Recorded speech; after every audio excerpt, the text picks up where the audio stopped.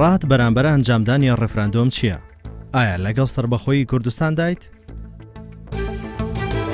از کردێک ji Rojavayê Kurdistanê me ez dixwazim melana dewletê li Kurdistanê ba Kurdistanê çê bibe dixwazim hemû Kurdê li Kurdistanê jî dengê xwe tev lê me bikin û dawa elana dewletê bikin.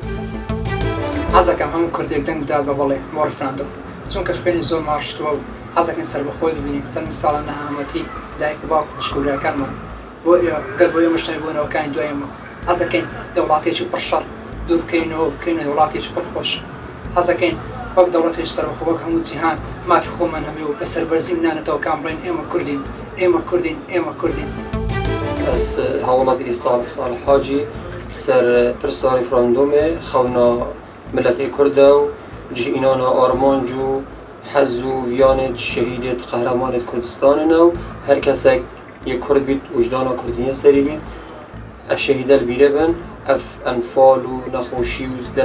دەربەسەری هەمی بیرە بن دەبێتە بچتە سەر سندۆقا دەنگدانێ و ئیشارەت بکەدە بەلێ ژبەرک و مەژی دەبێتن سەربەخۆیە کوردستانی وەربگرین ئاڵایە مەیە کوردستانێ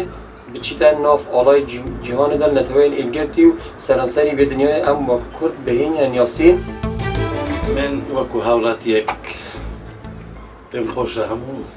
برایان و خوشکان و بەڕێزان ئاگادار بن بۆ ئەوەی کە ڕێفراندۆم هات هەموو بچن بۆ دەنگدان بۆ بەڵێ